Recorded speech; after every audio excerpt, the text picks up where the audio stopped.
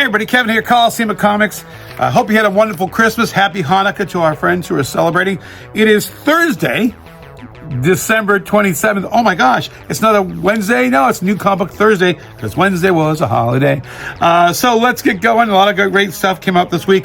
I am wearing my Howard the Duck shirt because the What If number 4, season 3, episode 4, What If Howard Get Hitched, was delightful. Between the Superman trailer and the Howard What If episode, it's been a good week. And it's like, well, how does that translate to comics? Because it was a great week in comics. There's a lot of great stuff out there. I did a quick run through. I picked some favorites. I'm going to share them with you right now. So here we go. Let's start off with our friends over at Marvel, starting off with Iron Man number 3, written by Spencer Ackerman. The art is by Julius Otha. This is the part 3 of the Stark-Roxxon war, and it is a board meeting like you've never seen before. Of course, with Iron Man involved, there's going to be some big battles with other robots and stuff like that. I was totally taken and surprised by the way this merger went.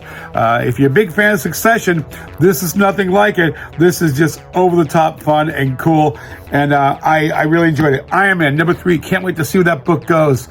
They really are doing. Spencer Ackerman's doing a great job with that. Just the twists and turns are absolutely fun.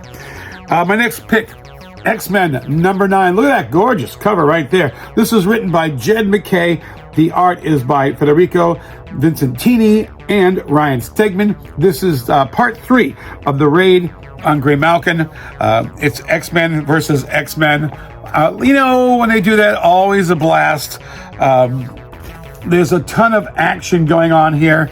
I'm not going to spoil the end. I'm just going to say, if you're an X-Men fan, this book has everything you ever wanted in an X-Men title. It is a lot of fun. This raid on Graymalkin is such a blast storyline. Really, I get excited to see it every week.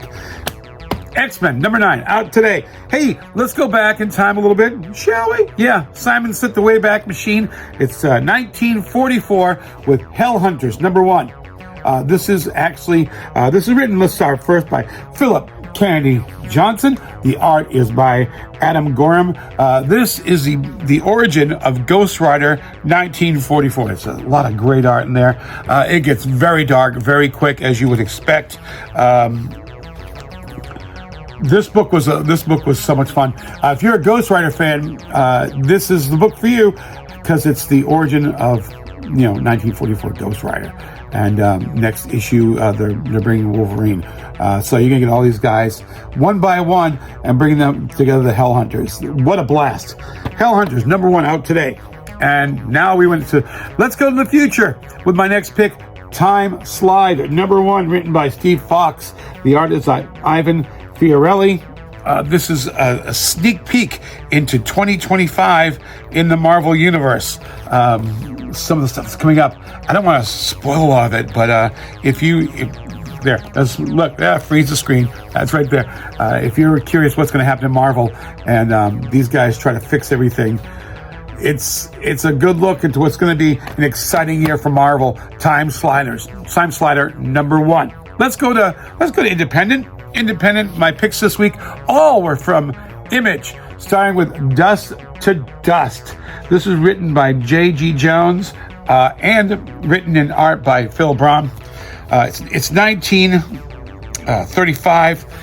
There's a serial killer in Oklahoma during the Great Depression. I love this book because look at this art. Look at this amazing art. I want to make sure it gets on the screen, all of it. Look at that. This book, I loved everything about it. I love the feel of it.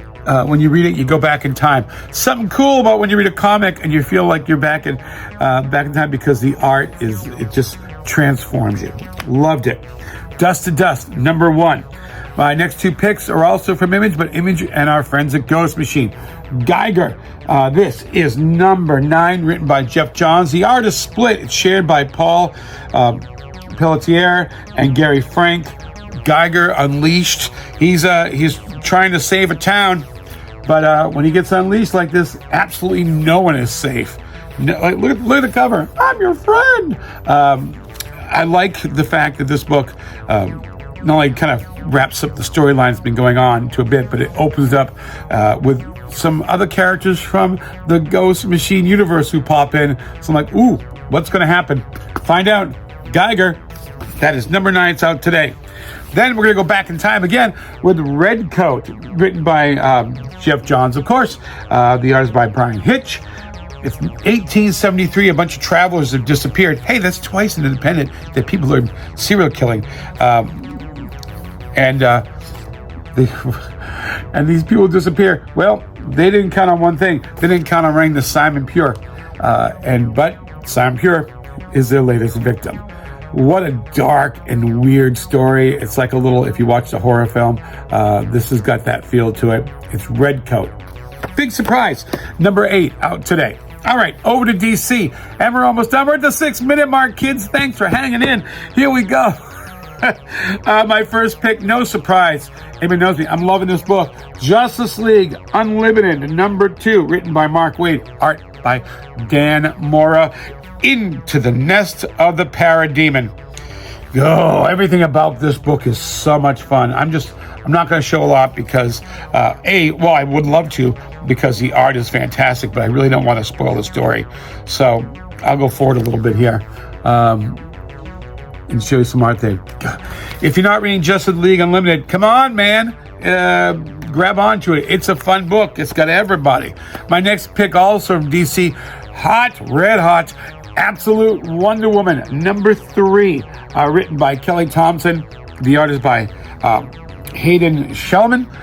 This is the battle against the Tetracide. I love this book, man. You talk about taking a character we've known for so long and changing it. I am not even going to spoil the huge change that's in here. There's more with Steve Trevor back in his time in Hades in here. This book is a blast. If you're not reading Absolute Wonder Woman fans, it's not the Diana you know.